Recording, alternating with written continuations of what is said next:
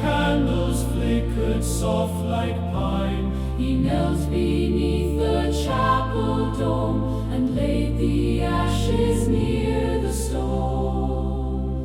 No Voice descended from above, no miracle, no sign of love. Yet in the hush of incense air, his sorrow loosened